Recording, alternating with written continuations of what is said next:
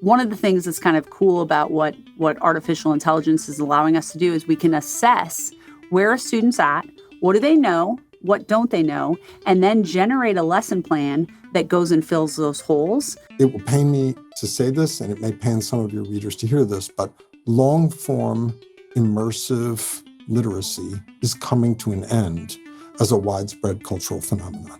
People do not read now like they did 10 years ago. They don't read like they did 2 years ago. They definitely don't read like they did 30 years ago. For a student who wants to learn, AI is maybe one of the best things that has ever happened to them, right? There is a lot of corner cutting going on out there using AI. There's a lot of people cheating their way through school and depriving themselves of education.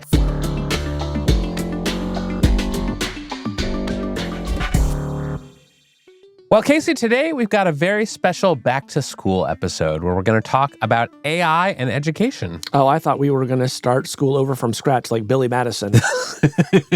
No, that would be fun, though. But this is roughly the year 3 BCE in the world of education. By that, I mean before ChatGPT existed. How do you like that? Wait, we're now 3 years before ChatGPT existed? God damn it. Somebody needs to do his math homework. God. Oh, that one sounded great in my head. Yeah, that was a real banger. I'm Kevin Roos, a tech columnist at the New York Times. I'm Casey Newton from Platformer. And this is Hard Fork. This week, it's our back-to-school episode. Big thoughts on how AI is changing classrooms from K-12 to college, featuring interviews with Alpha School co-founder MacKenzie Price and Princeton professor D. Graham Burnett. Plus, students weigh in on how they see education changing in real time. Have you ever thought of getting an education, Kevin? No, never. So, Casey, lots of kids, including mine, are going back to school around this time, and we thought it'd be a good time to check in on the state of AI in education. This is roughly the third school year since chatbots like ChatGPT became widely available, and there's been a lot of drama and consternation and school districts trying to figure out how to or whether to incorporate this technology into their classroom or whether to ban it, and a lot of fascinating discussions have been had about that. Yeah, and so today we want to give you a range of perspectives on that subject. We want to talk a little bit about what's going on in K through 12 schools. We want to talk about what's going on in college. And then we're going to hear from students, the people who are truly on the front lines of learning. They're going to tell us what they're up to and how they're trying to reckon with what ChatGPT has wrought. So first up, we're going to hear about a new approach to schools, and in particular, K through 12 schools. Our first guest is MacKenzie Price. She's the co-founder of Alpha Schools, a private school network that has gotten a lot of attention recently for the way that they are reimagining the school day.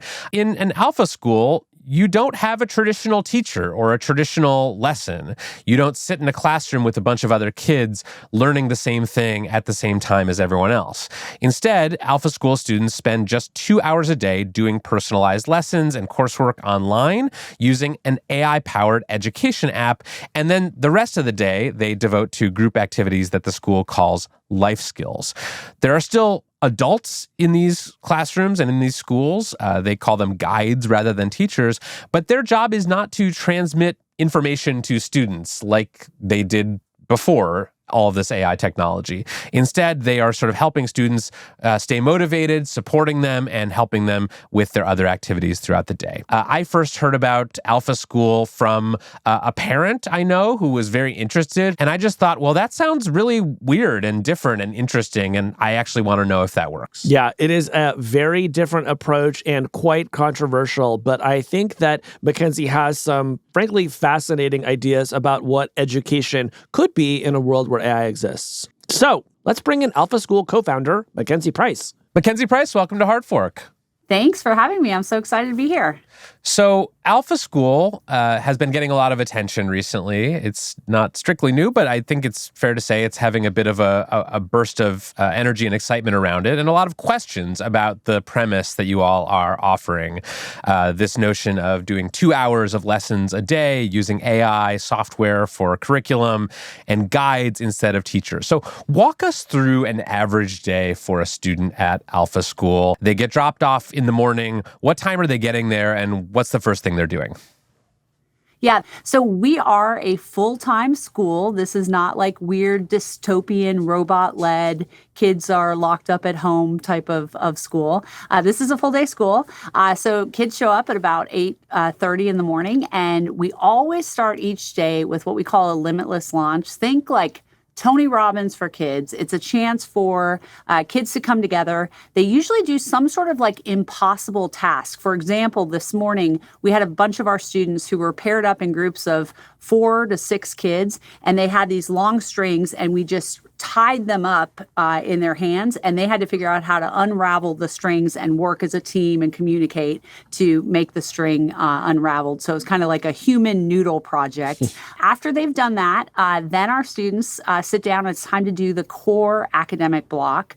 So you're exactly right. Our kids are crushing their academics in only 2 hours a day. We practice what's called a Pomodoro technique. So kids are basically doing like 25 minutes of focused attention in the core academics of math, reading, language, and science. They get breaks in between. And then by lunchtime, academics are done for the day, and it's time to do other things. So in the afternoon is where it gets really exciting, because when kids don't have to sit at a classroom desk all day long just grinding through academics, we instead use that time for project-based, collaborative life skills projects. And these are workshops that are led by our teachers. We call them guides. And they're learning skills like entrepreneurship and financial literacy and leadership and teamwork and communication and socialization skills.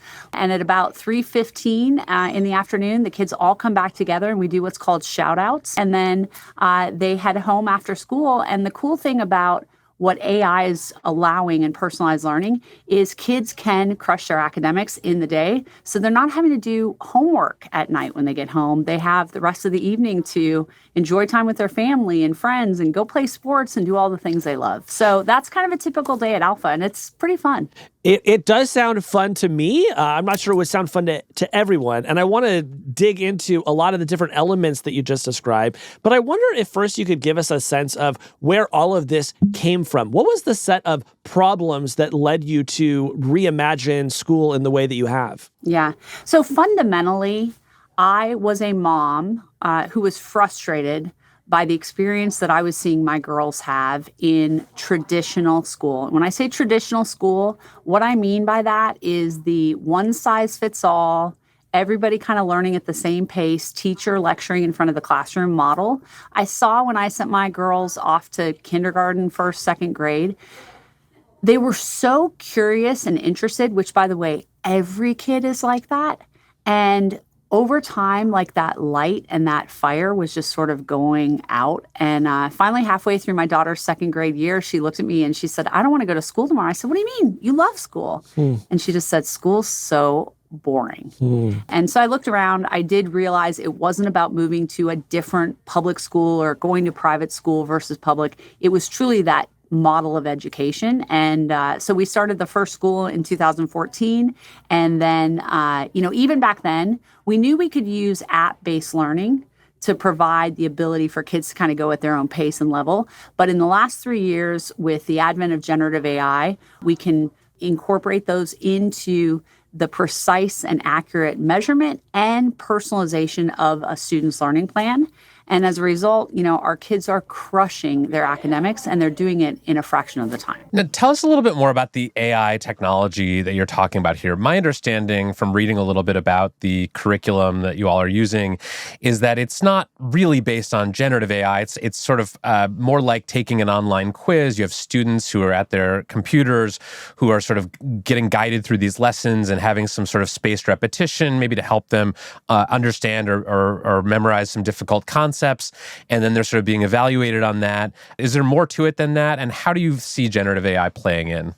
Yeah. When people think about AI in education, they immediately think of, either some robot teacher at the front of the classroom, which is totally not accurate, or they think of chatbots. And we actually aren't using either of those. Instead, what we do is we use generative AI to create personalized lesson plans based on K-8 Common Core and at the high school level advanced placement curriculum to basically provide the lessons that each and every kid needs based on where they're at.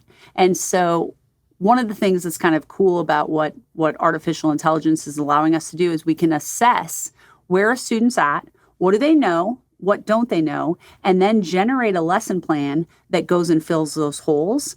The other part that we use is basically the vision model that allows us to be able to measure engagement and effectiveness of how a student is learning. So what's their rate of accuracy? How quickly are they moving through the problems? Are they reading the explanations? Are they watching them? Are they guessing? How are they doing that? And then a student will get coaching on how they can be learning more effectively. But basically, we're using that aspect of artificial intelligence to create the personalized learning plans and then measure engagement. And then the other thing that's really exciting about this, and we're just at the very beginning of what's going to get exciting here, is we can take not only the knowledge graph that a student has, but we can overlay it with their interest graph. So, for example, did you guys like to read growing up? Were you readers? I was a big reader. Yeah, me too. You were. Good. Well, you can take that kid who maybe doesn't love to read, and suddenly you can have them be the main hero along with their best buddies from their soccer team, and they're in an Avengers-style save the world, type of story that's at exactly the right lexile level for that kid. And when you can do something like that, it makes reading come alive. So that's one example. Think about, learning math and being able to combine that with interest in fashion design or sports statistics. And that's just something that we are right at the very beginning of being able to incorporate in our academic learning, and it makes kids super excited. I'm sure that people ask you this all the time, but I imagine our listeners might be sitting there thinking, how do you compress a whole school day into 2 hours? So can you speak to that? Yeah. Well, first of all, go back in time and remember when you would walk into your math class. First of all, you're spending, 10 minutes just sitting down, getting people to be quiet, pull your papers out, turn your book to this page, whatever it is. Then you would have a teacher that would go through a lesson, right? And remember, at the beginning of that lesson, there were kids in that classroom who already know what's going on, and they're just sitting there like, okay, this is boring. And at the end of the teacher's explanation of whatever concept she or he was teaching, there are kids who are like, I have absolutely no idea what's going on, right? And either way, at the end of class, the teacher has no choice but to move forward with that material. And so you think about how inefficient a traditional classroom is. And so if you're spending 50 minutes on math class, the amount of real information that's really being given out is much, much less than that. And so basically, when we can have our kids spend 25 minutes on math and they're learning at exactly the level and pace that they need to know, that's where we see so much more efficiency. And I think that's the thing I would love to help parents understand. Your kid does not have to sit in class all day long in order to get not just their academics done, but be excellent in academics. Now, I can see how this kind of self-guided AI-based curriculum would work really well for like a student who's very self-guided, who doesn't need a lot of structure. But I'm curious, how does this work for kids who may not be super self-directed? Yeah. So personalized learning allows us to help every kid, wherever they're at. So you take that kid who maybe struggles a little bit more or maybe is fallen behind. First of all, when a child is able to learn the material that they're at, let's say you got a fifth grader who needs to go back and review second or third or fourth grade knowledge, it's easier for them. But the key critical feature to our success is that we have transformed the role of the teacher in our classroom to be able to focus on the most important thing when it comes to great learning, which is motivation. How do you get that kid who's maybe not motivated to be able to lock in? And that is the role of the adults in our classrooms. We have a little boy who loves bird watching. And every week when he would hit his academic goals, he and his guide would have time to go back in our green belt and bird watch. And there's all kinds of things that our teachers basically are able to spend their time really getting to know kids and understand what are the things that motivate them when they're challenged, what are the things that they're saying to themselves, and how can we help them incorporate more growth mindset strategies and connect there. And so fundamentally, at the end of the day, what we're trying to create is self-driven learners who have the life skill of learning how to learn.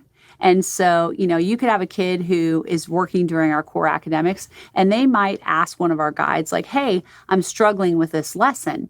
Our guide does not go and say, hey, let me teach you how to carry the one and divide over here. Instead, they're going to say, hey, did you use your resources? Were you able to read the explanation? Did you go into the resource library and search for a video that is shown to be helpful in learning this concept? What is it that you're doing? And that's why I think, I'm really proud of the fact that our classes are 99th percentile across the board, all grades, all subjects. One exception, 5th grade math, we're 93rd percentile.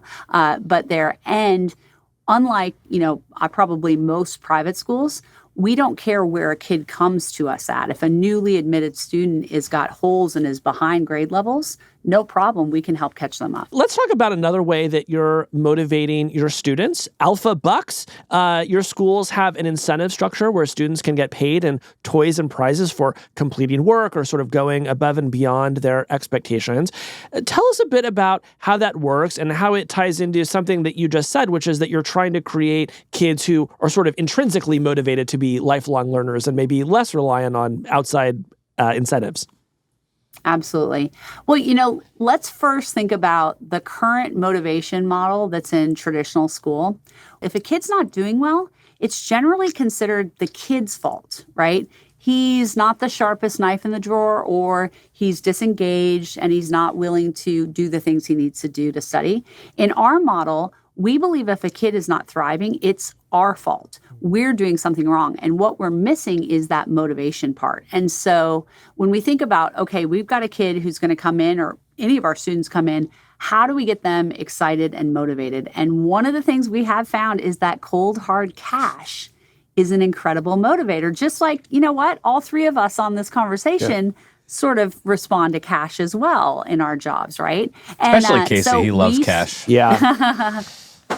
Well, we start with introducing financial currency. So we have this thing called Alpha Bucks, and kids earn the Alpha currency by getting their academic goals done each day. And not only are they earning, but then they also learn how to spend, because they have the ability to spend in our school emporium. They learn how to save.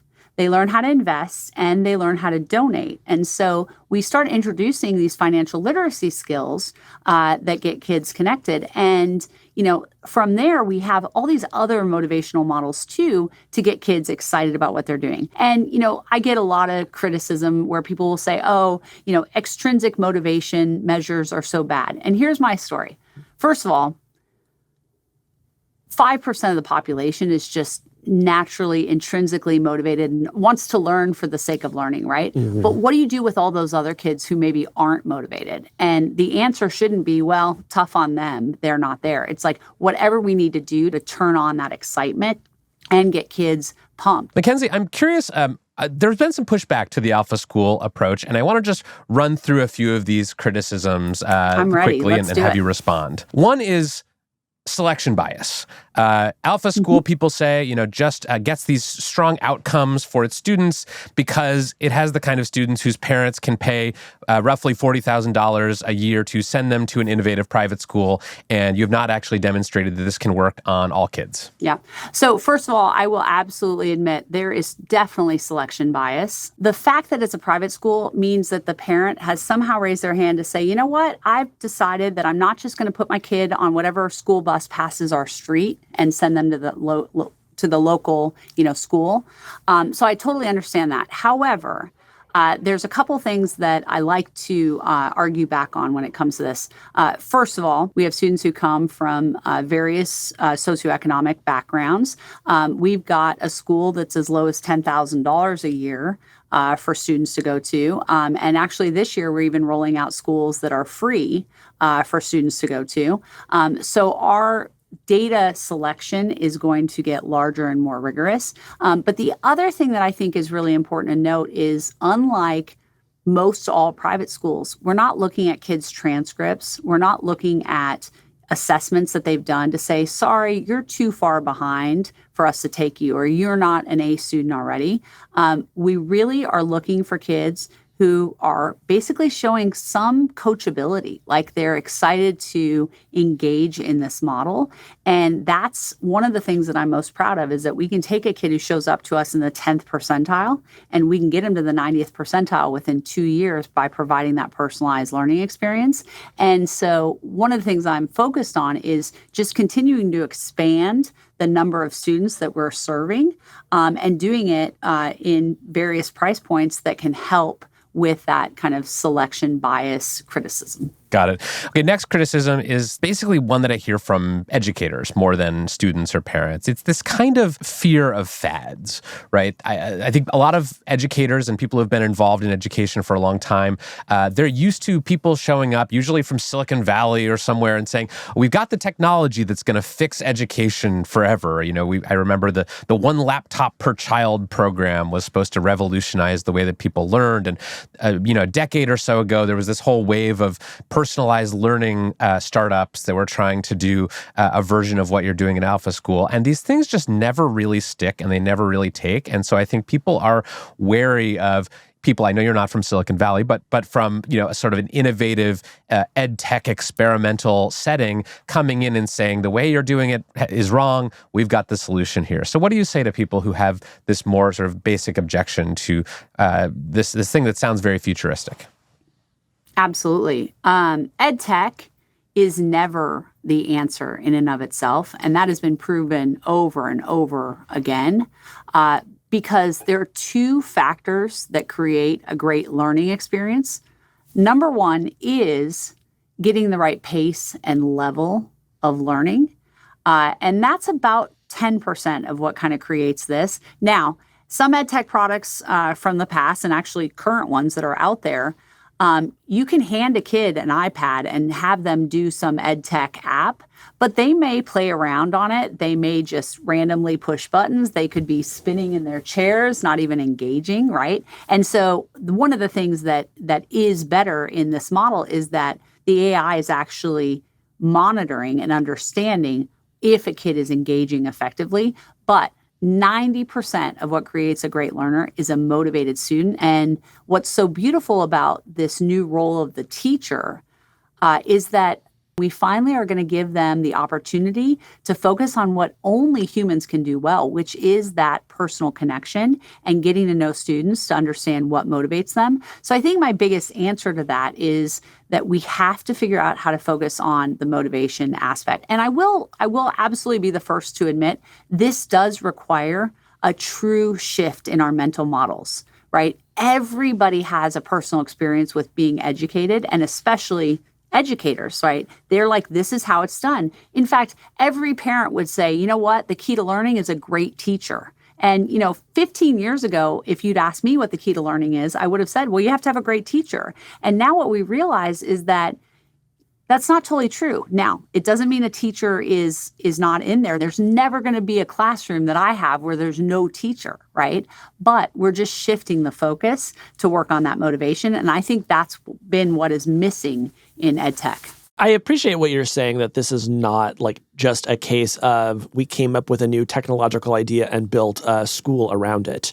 At the same time, I think one of the main reasons Kevin and I wanted to talk to you today is we are so fascinated by how AI is transforming schools, the way it can enable things like personalized learning. So I'm curious, as you think about like everything that Alpha School is, how big a piece is the technology for you? Like, how do you think about the tech piece in relation to everything else? Yeah, I mean, the tech is certainly an important component, especially making sure that kids are using it well and efficiently, which is really what happened about 3 years ago. I started my first school in 2014, and we were using apps during that time.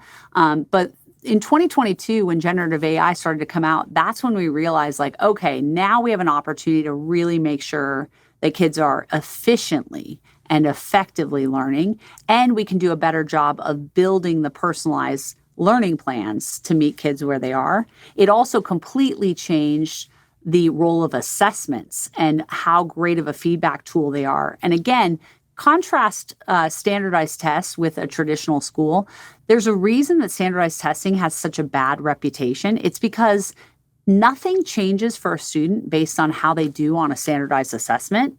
They get a grade, And no matter what, they move on, right? And I understand why in a traditional model, a teacher doesn't even have the ability to figure out, okay, how can I go fill holes, here? What's incredible now is that we can take these assessments, we can plug them into our AI tutor, and then generate the lessons that fill those holes. And, it's really hard to be good at algebra if your fractions are shaky. It's hard to be good at fractions if you don't remember your multiplication table. And so that's kind of the key ed tech feature that we built in our system. But then the other part that's kind of exciting about ed tech and what AI is doing is the afternoons. And when we're thinking about fundamentally how we need to prepare young people to be successful out in the world, one of the things they got to do is be literate in all of these incredible AI tools. So in the afternoons, we're helping kids learn how they can use AI tools to improve their public speaking abilities, to design movies and interactive books, to do research, to help them become experts. Like, there's so many cool tools that are out there. And I believe in order to be really successful out there, you've got to have knowledge in your brain that you can draw upon, and you have to be well-versed in all of those types of things to be successful. I think it's something like 60% of the jobs that young people are going to do when they graduate don't even exist yet. And so we need to make sure kids have those like future-ready skills along with life skills. Yeah, I mean, it seems like there are sort of two different ways of looking at the opportunity and the challenge that AI presents in education. One of them is sort of about how we educate, how we teach kids, how kids learn. And that sounds like what it is that you and Alpha School have leaned into. The other view is that AI really challenges our notions of what people should be learning.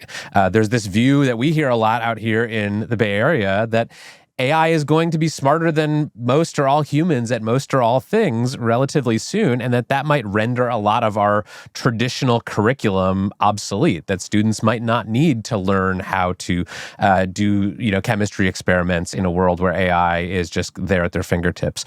Do you have a view on that? And I'm curious how you think about the sort of next phase of AI when we do get to these more powerful systems. Yeah, I think what we're going to see in education is that young people are going to have the ability to become PhD level so much earlier than they would in a traditional system, right? And I don't believe that learning is any less important in the age of AI, but having a framework for how you incorporate the knowledge that you have and use the tools that are at your disposal to be successful is a skill that we need to teach people. And one of the things that, AI is really good at, it knows the black and white of knowledge, right? It knows what's out there.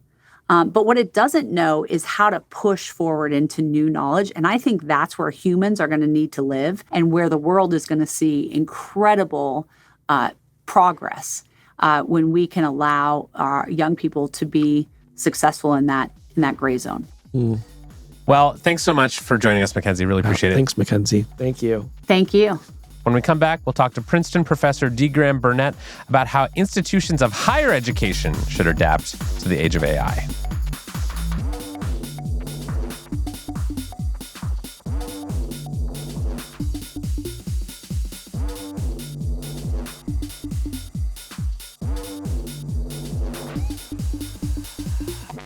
Well, Kevin, recently we both read an essay in The New Yorker called Will the Humanities Survive Artificial Intelligence?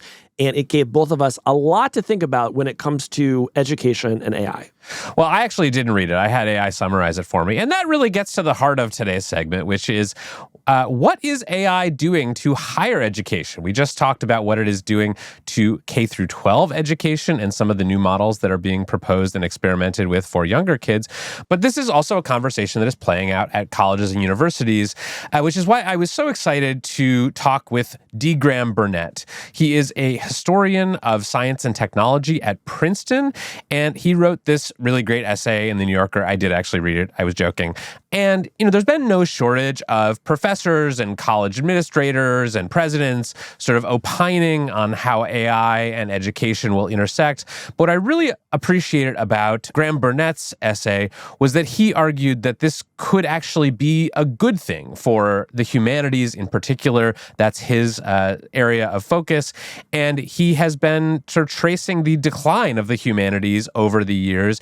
And he now thinks that AI could help revitalize them by sort of encouraging colleges and universities to focus on the life of the mind and some of these deeper questions about what it means to be a human. He also just writes about some really interesting ways that he and his students have been using AI.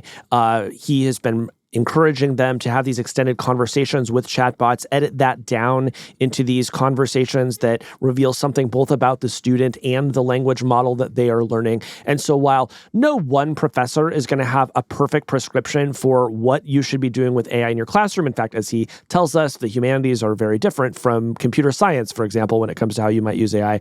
I do think he just has some really interesting conversation starters and thoughts for us as we enter a new school year. Yeah. So let's talk with Graham Burnett. Graham Burnett, welcome to Hard Fork. Oh, it's so good to be here. Where are we catching you today? Are you at your school? Are you at Princeton? I am. I am in my office here in History of Science, History in Dickinson Hall in Princeton, New Jersey, Princeton University. You have many books behind you for our viewing audience. Wait, it's called the History of Science History Hall? No, History of Science is like a program within the history department. I see. And that I'm makes a more historian sense. of science, technology, that kind of stuff. Yeah. Sorry, Casey didn't go to college, so he's a little challenged here. Graham, I wonder if you could start by just describing the picture of AI and higher education as you see it. You wrote this great piece in The New Yorker about your sort of realization that AI was going to be a big deal, maybe a bigger deal than a lot of your colleagues in academia gave it credit for. So what convinced you that AI was going to be unlike other technologies that universities and schools have faced? Well, these technologies are changing very fast, so it's always a little dangerous to predict. But there can be no doubt that these technologies emulate human thinking, analyzing, and expressive powers, and do so with sufficient sophistication as to make their output indistinguishable from human work, basically. And that means that a bunch of the ways that we've operated in colleges and universities to educate students are off the table. You write about this really fascinating exercise that you did with your students where you gave them the assignment to have a conversation with a chatbot about the history of attention, edit the text down to 4 pages and turn it in. And you write, reading the results on your living room couch turned out to be the most profound experience of your teaching career. Tell us about what you thought you were going to get out of students doing that exercise, and then why it wound up being so profound for you. Yeah, so it's true. I wanted to experiment with developing some new kinds of assignments in my classes that feel equal to this moment. And the class in question is a class on the history of human attentional capabilities.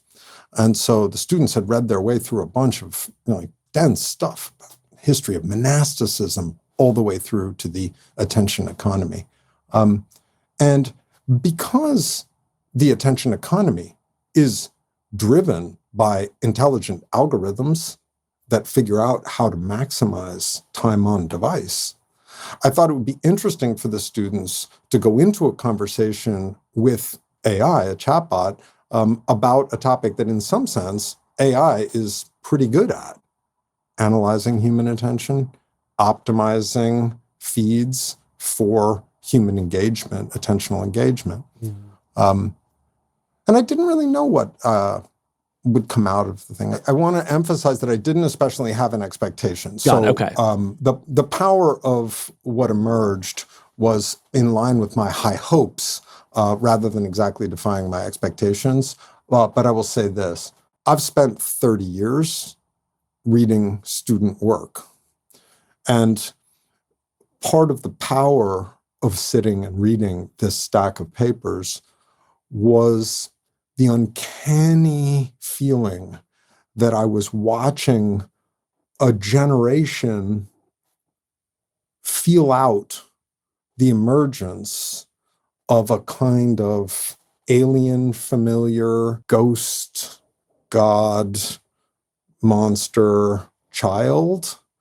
And that was intense because the kids, my students, are primed, and the machine is special right now. It's kind of feeling its wild oats, if you know what I mean. And so to watch them kind of like test each other out in the ring. What have you got? Oh, and they know they're going to be working with each other for some time to come. I would say that was the overarching feeling of the uncanny that settled on me with those papers. You also recount the experience of a student who finds herself feeling like when she is in conversation with the chatbot, she is able to get a better understanding of her own beliefs, of her own knowledge, because it is so patient and it is so private, and she doesn't have to interrupt everyone. She doesn't have to come to your office hours and, wait in a line of students. And I was so struck by that idea because we've heard it now in a number of contexts.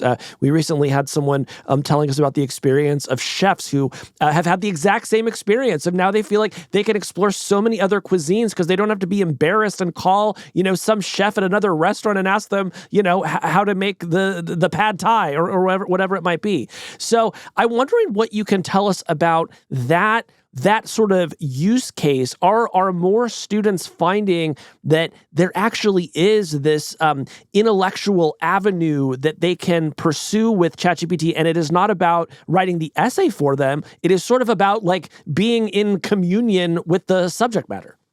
Yeah, I think that this moment with this particular student was very affecting because it wasn't just that the machine was so patient and was willing to pay attention to her like practically no human ever had.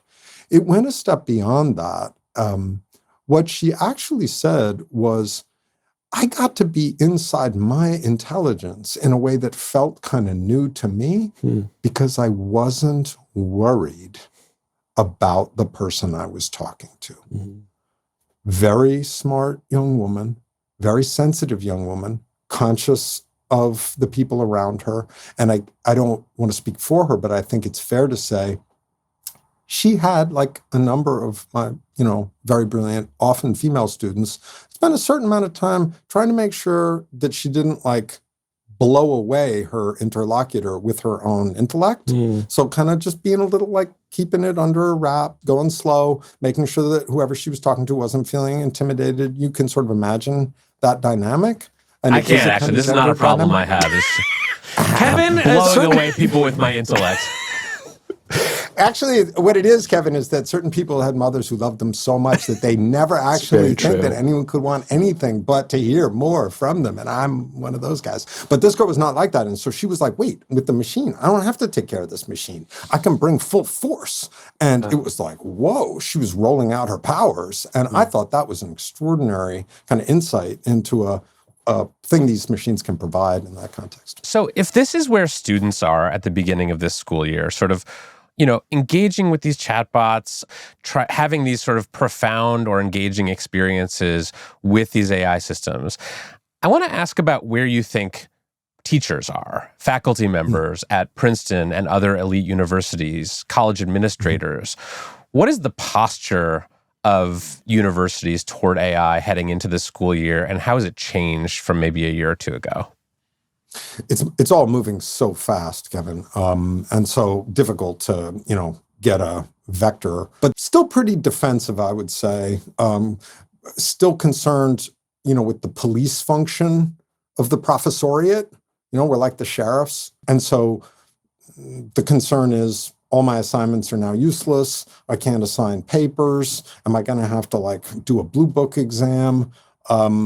Are the students going to do the reading, or are they just going to feed it to Notebook LM and turn it into a podcast? We're a relatively conservative cohort maybe not politically, but in terms of the like lag time on change within the humanities in particular.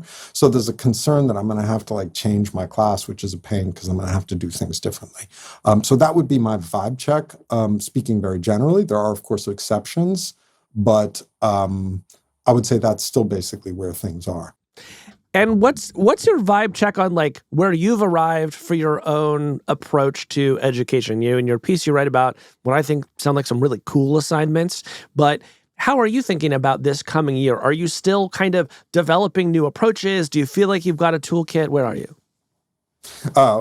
I'm on sabbatical this year, so I'm congratulations!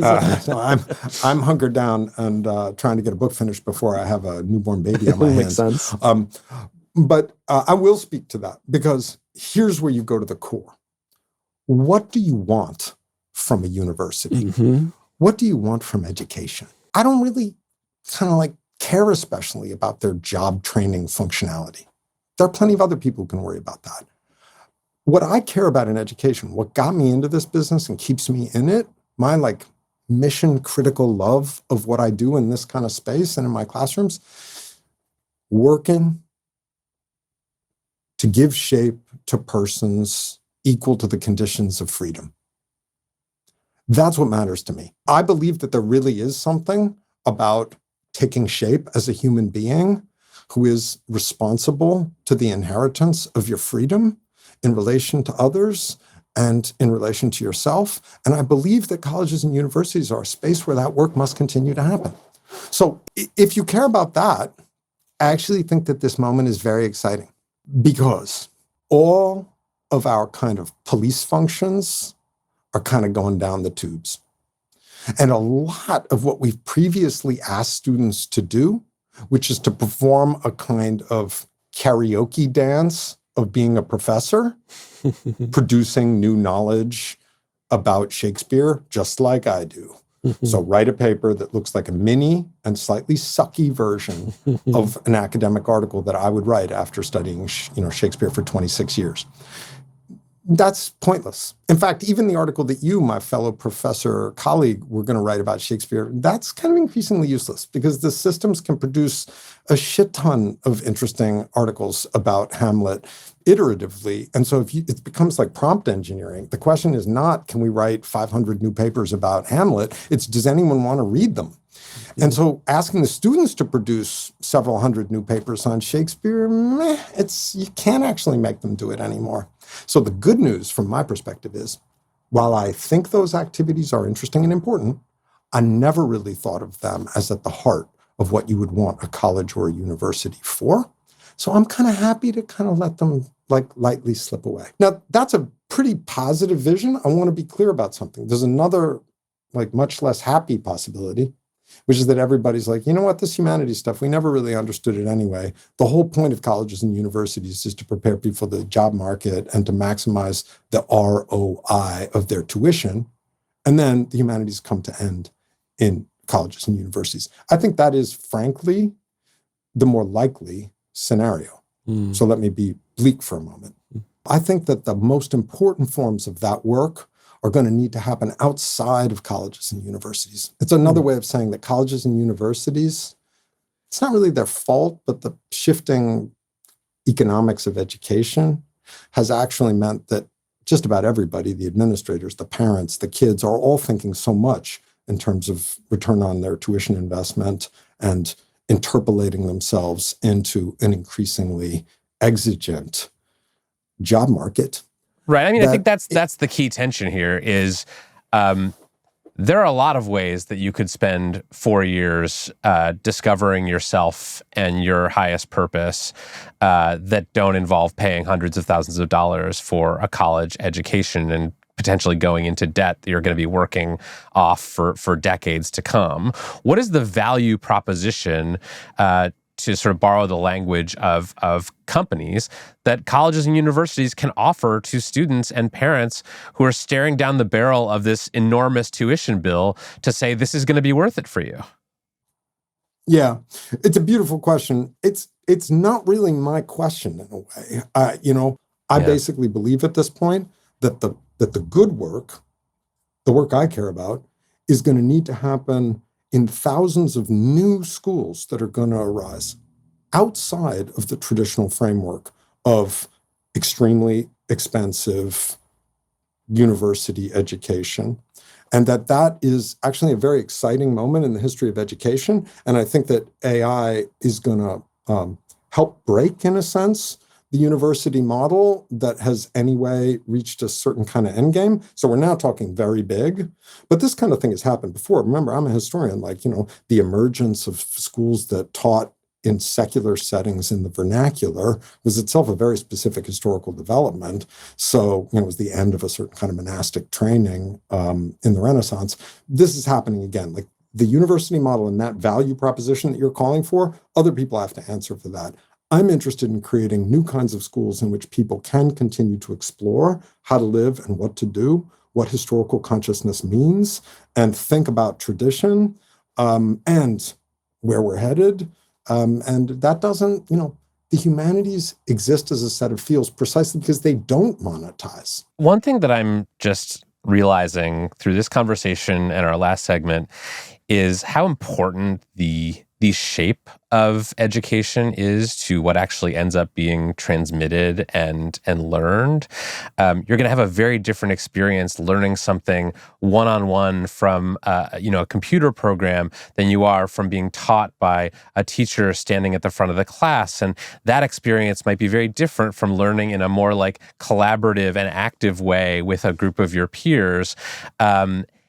And so I guess I'm curious, Graham, what you think the ideal shape of a humanities education in the kind of post-AI age is. Is it students who are sitting around a classroom discussing things that they've previously discussed with their AI tools and done sort of self-guided learning on? Is it professors still giving lectures and students supplementing that with what they're learning from AI? Like, what is the shape that is most conducive to the type of humanities education that you want students to get? From my perspective, the biggest change that we need to implement urgently, and that we are implementing, but it's not happening as fast as it needs to, is a shift in literacy.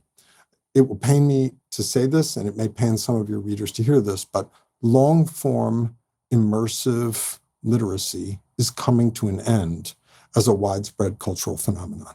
People do not read now like they did 10 years ago. They don't read like they did 2 years ago. They definitely don't read like they did 30 years ago. Now, this gets complicated. Who, people, where, how much literacy was there ever, bracket all that.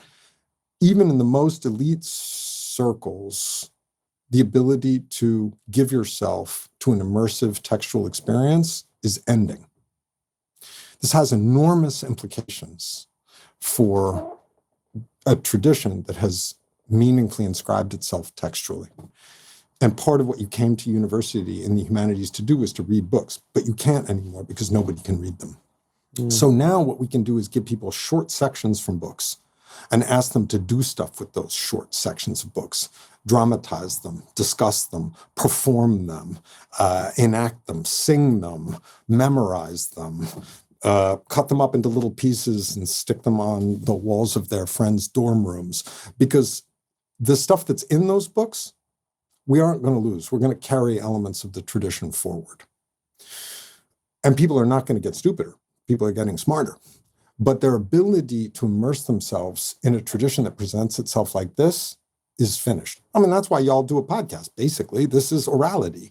Like, once upon a time, you'd have been journalists writing long pieces. You each kind of have been that from it. But in fact, now, this is what journalism increasingly is. So we are moving into a culture of orality, but we have a humanistic structure within modern colleges and universities that is still rooted in textuality, but that's finished.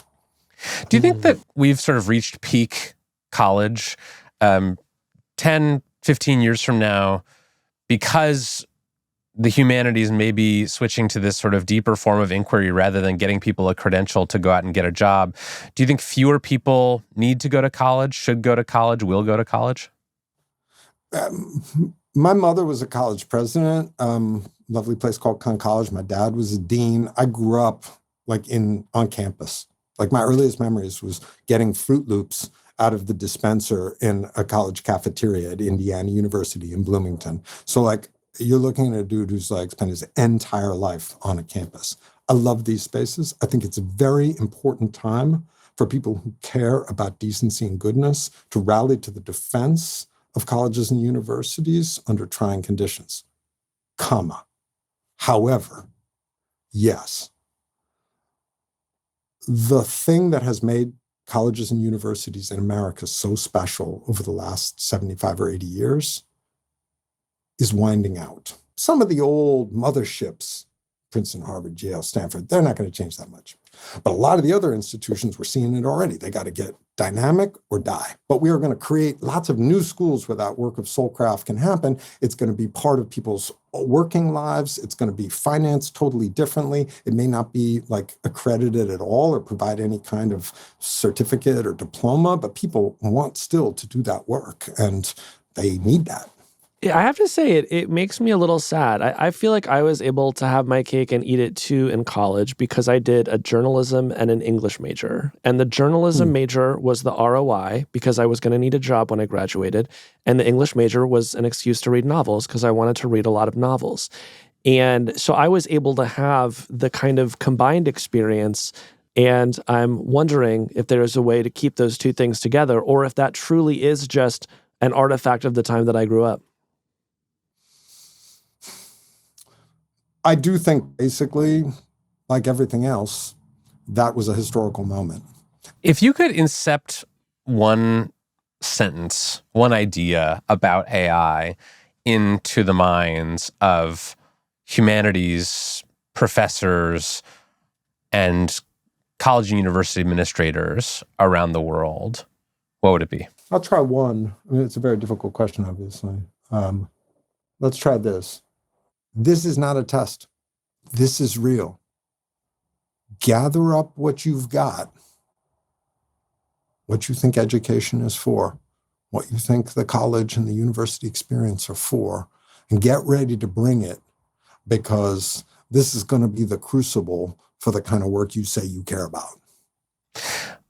Well, Graham, I think that's a really good place to end it. Thank you so much for chatting with us, and people should go read your piece. It's in The New Yorker. It's called Will the Humanities Survive Artificial Intelligence? Thanks for the opportunity to talk with you all. It's really Thanks, Graham. It was super interesting. Thanks, Graham.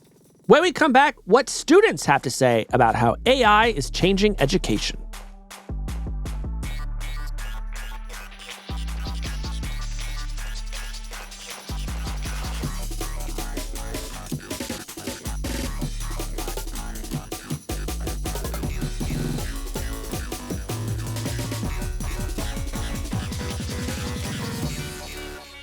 Well, Casey, we wanted to end today by hearing from a number of students about what they are feeling and experiencing at the beginning of this school year.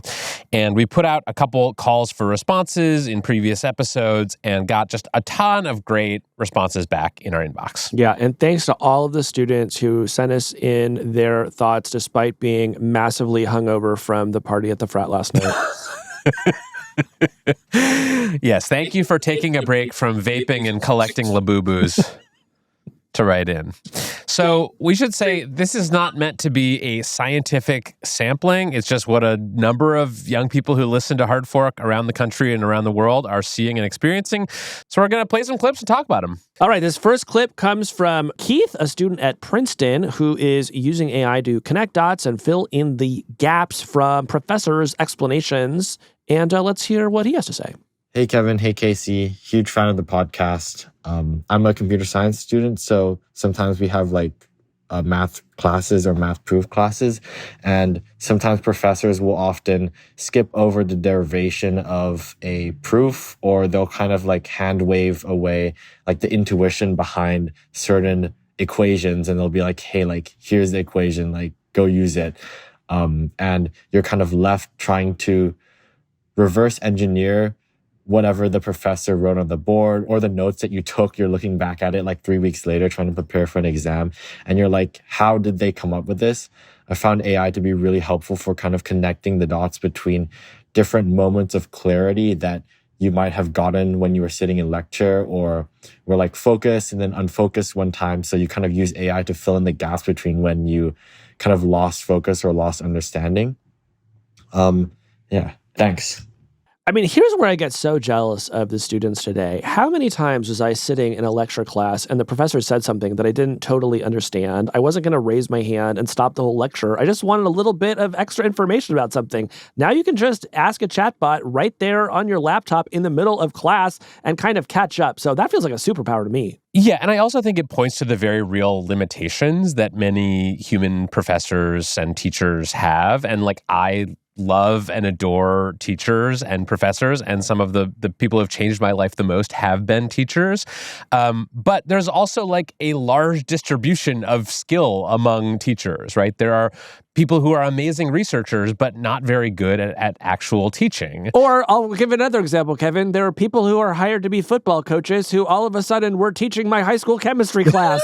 And let's just say that was not their forte.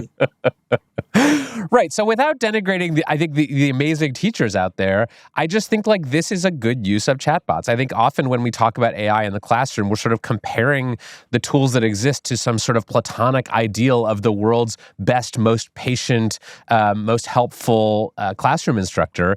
And in reality, all professors and teachers have gaps in their knowledge and abilities, and it's useful for AI to come in and help fill in the gaps. All right. This next one comes to us from Greta. This is a little bit of a longer clip. Greta's studying at MIT, where she's studying AI and business analytics. And she gave us an overview of her study workflow, which includes some vibe-coded automation. So I'm interested to hear about this. Hey, Kevin and Casey. My name is Greta, and I'm an incoming junior at MIT. I have 3 kind of interesting AI use cases that I use pretty much every day when I'm at school. So first of all, most of our homework assignments are given in what's called problem sets. And so sometimes when I look at a problem set and I have no idea where to start, I'll upload it into Gemini and then ask it to explain the background concepts of a given question. So instead of telling me how to approach the problem, it'll be okay, you need to know this part of, for example, graph theory, so that I have more of a background understanding and then I can approach it myself. And then secondly, I was studying for an optimization test in the fall, and I realized that they had given me a full list of all the topics that were going to be covered on the exam. And I had all the lecture notes. So I put all of that into Perplexity, and then I told it to go through the topics one by one, explain everything I should know for my exam, and then quiz me on that topic until it was sure that I understood it, so that it wouldn't move on before I was ready. And then finally, one cool recent use case I found is that I take my notes on Notability, which is just an iPad app, but then I have them backing up to Google Drive. And so I had Gemini write a Google Apps script that every time my notes back up to Google Drive, it will take all of the notes, upload it into Gemini, and for each note, it'll generate a full summary of everything that was covered in that lecture or recitation. And then it creates a 10-question quiz, so that I can make sure I'm still understanding the material, say a week later. And then it puts that into a Google Doc and puts it back in my Google Drive folder. So that's a little bit more of a complicated use case, but I found it extremely useful. And honestly, Gemini kind of did it all itself. It walked me through how to create that integration. So that was really cool. Anyways, love the show. Thank you so much. What do you think, Kevin? I think this is amazing. I mean, I think this is just an example of how we often just sort of underestimate how good students are going to be at using this stuff on their own. I think in a lot of schools, they have it exactly backwards. I think students should be teaching the teachers how to use these tools effectively for things like studying and preparation for exams. This is obviously a very sophisticated MIT student who's familiar with this stuff. But this is the kind of stuff I'm hearing from students at all levels, that this is just very helpful for them in creating little mnemonic devices to remember things, or sort of a spaced repetition style app that can be used to teach themselves.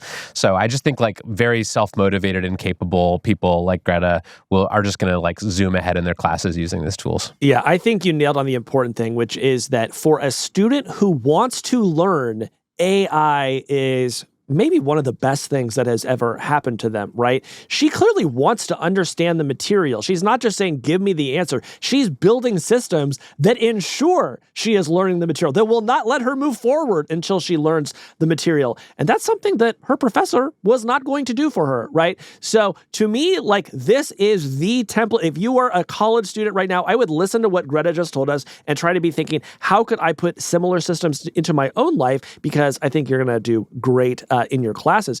And on the flip side, though, if you don't want to learn, then these tools really cannot help you. And so I think that as we continue to talk about the role of AI and education, we have to be thinking about that motivation piece, because I really think that that's the difference between success and failure. And that probably is a problem that long predated the arrival of AI. 100%. All right, this next one comes to us from Claire, a student at Fordham University. Let's hear this. Hello, my name is Claire Krieger. I'm going to be a senior at Fordham University this year. I don't personally really like AI. I think it just creates too many corner cuts. Like, you gave the example of book summaries, and yes, we will talk about books in class, and I will not have read them, and I will look at the ChatGPT summary, and I'm not proud of it, but it is like way too easy, I think. However, a specific example of when AI was used, or not used, but used against like me as a student, that I think is pretty telling is I wrote an essay for a class once, and my teacher accused me of plagiarizing because I had a quote that was similar to another student's, and I'm pretty sure she thought I used AI to write my paper because of that. I think AI in education is terrifying because it leads to examples like these where people are wrongly accused of using it. It happened to one of my friends with one of her professors as well. She was accused of using AI when she didn't on a paper. So yeah, it's my 2 cents. Thank you. I'm glad Clara said this, because I think this is the flip side of the ones that we've just heard from the students who are using AI for helping themselves learn new things and draw new connections between their knowledge. There is a lot of corner cutting going on out there using AI. There is a lot of people cheating their way through school and depriving themselves of education. And the second thing she brings up is really important too. There are a lot of falsely accused students out there whose teachers and professors are saying you wrote this using AI. And I will say this every fall. I think this is an absolute travesty that these companies are still selling these tools to schools and universities. They do not work. Every study of these tools shows that they generate huge numbers of false positives. You cannot ask an AI system, did you generate this, and have it give you a verified, reliable answer.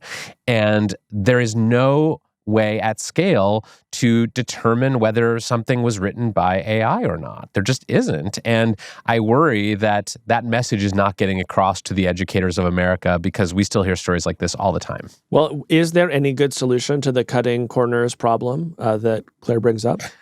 I mean, I think it's just about reinventing the class. My intuition is that you just have to assign work differently and evaluate work differently.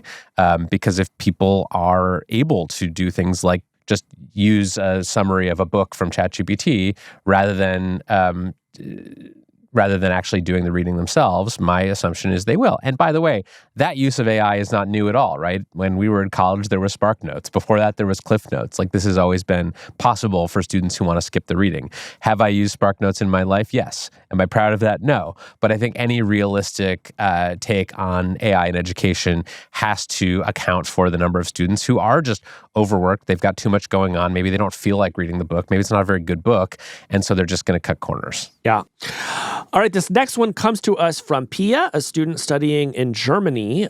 German is not her native language, but she's finding that AI has been very helpful in translation. Hi, Casey. Hi, Kevin. My name's Pia, and I'm an American living in Germany. I've been applying to master's programs here, and ChatGPT has been super helpful from the start. It's been really important to me to do my own work in the sense of my ideas. But given that I'm not a native speaker, ChatGPT is so helpful to just translate or to sort of smooth those rough edges of my German. The biggest thing where it was really a godsend was I had to write a 10-page essay, which I did in English with all of my own research and thinking and, no ChatGPT there. But then I used ChatGPT and the help of my girlfriend to translate it. On the other hand, I'm very cognizant of the idea that like cheating is cheating yourself. And so I don't want to shortchange my learning. And I feel like, especially once I really start, I will have to find those boundaries for myself. Casey, I love this one because this is an argument that I've had many times with my sort of more worldly polyglot friends. I have been saying for years now that it was a waste of time for me to try to learn another language, in part because I wanted to justify the fact that I only speak one language, but also because I just assumed that we would have these like earbuds that just magically translated between every language using AI. And that actually exists now. Like you can pretty much travel anywhere in the world and talk into your phone and have the phone translate for you into whatever language of the country you're in. But my polyglot friends push back on this and they say, you idiot, you absolute rube. The reason to learn another language is not purely to communicate in that language with people who are native speakers.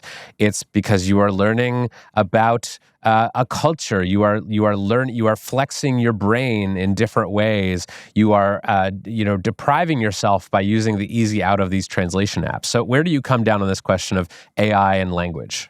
Well, I would agree with your polyglot friends. Of course, that refers to a person who's in a relationship with more than one glot.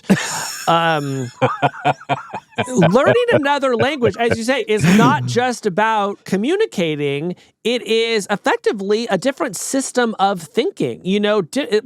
I took 5 years of Spanish, so I can get by in Spanish, and it's a beautiful language. And there are just certain words and phrases that evoke concepts that don't exist in English. And so you're not going to get that with your AI earbud, bro. Okay? Okay? So as far as, what does Pia do? Look, if she's living in Germany and going to school there, I imagine some of those rough edges are going to get sanded off of her German, and she's going to start writing more fluently in German as time goes on. There's probably a German word for the feeling that AI is slowly taking over your cognitive capabilities. Yeah, we should ask the AI what that is. All right, and finally, Vikram Ananta has sent in a video, and let's take a look at that. Hey, Kevin and Casey. I'm Vikram. I'm a CS student at the University of Michigan. And it's kind of gotten to a point where AI is just so normalized. It's like the internet or like a calculator. You kind of just have to use it. I mean, obviously there's some classes where they don't want you to use it and they explain why. But for like a CS project, like I try not to use it because I want to be able to learn. But some of my friends use tab to autocomplete in Cursor and it's just so good. Or like generating a presentation from scratch. And it's really just gotten to a point where if you're not using AI, you're kind of just behind. Like in non-graded things like clubs or like organizations, they want you to use AI because it's like productive. So yeah, it's just everywhere and you kind of can't not use it. So AI is ubiquitous now, Kevin. Yeah, I mean, this feels true to me. I have spent a bunch of time at schools over the past year or two, and a lot of people tell me what Vikram did, which is that this is just everywhere. It's in the water. It's part of every student's workflow now, and good luck telling them they can't use it. I think it also gets to a point about equity in schools. Another thing that I've come to believe is that schools should be paying for premium subscriptions for students because the premium subscriptions to these products generally are better than the free versions. And if some of your students have the means to buy the paid versions and some don't, then the students with access to the paid versions are just going to have better answers and better homework and more queries to give to the models before they run out. And I just think that puts your sort of lower income students at a tactical disadvantage. So I haven't gotten a lot of uptake on that suggestion, but I do think that is increasingly an issue. Yeah. I mean, What Vikram's comment here makes me think about, though, is just the risk that some of our other students have talked to us about today, which is, yeah, AI is everywhere. Yeah, you can use it for many or even most of the tasks that you're being assigned. But at what point are you leaning so hard on the AI that you are not learning the stuff that you went to college to learn? I've been thinking a lot as we've been listening to all these comments about what is the point of college. Honestly, I went to school to study English because I loved reading novels and to study journalism because I wanted a job. And I think I probably would have relied heavily on AI in school as long as I still felt like I was going to get a job at the end of that and be pretty good at that job. So if Vikram thinks that he's using AI in a way that's going to make him really good at computer science at the end of his time there, then I think he's probably fine. But if all he's really learned at the end of 4 years is how to autocomplete, he may have some regrets at the end. Vikram, I'm sure you're not going to do that, but other people might. Yeah, put some respect on Vikram's name. Vikram is great. Vikram is great. But other people are going to be using that autocomplete a lot, and I do worry about what the net result of that is. Yeah, and I think the thing that this makes me think about is like if this is really a transition that is happening at a lot of schools where students are just kind of auto-completing their way through their degrees, then that may not be very durable as a model because pretty soon the AI won't need the human to start them off. It'll just sort of do all the coding. And so I think that's what we're worried about, is not that today's students will be cheating themselves out of an education, but that we are headed towards a future in which all of this sort of becomes moot because the jobs that people are going to college to train themselves for no longer exist or no longer exist in anywhere near the current number. So that's what I think about when I think about Vikram's description of college just being sort of full of AI, is like, are we just sort of at a halfway point on the continuum where these tools still can't really like use themselves? They still need the students to sort of guide them along. And will all of that just sort of be rendered obsolete by just better and more capable systems? Well, the only way we'll know is if we continue to listen to the Hard Fork podcast. So everyone at campuses all across the country, make sure to stay subscribed. And we'll tell you when we've crossed the terrifying point of no return. And on a more serious note, thank you to all the students who wrote in. Really fun to hear from you all. And good luck with your fall semester.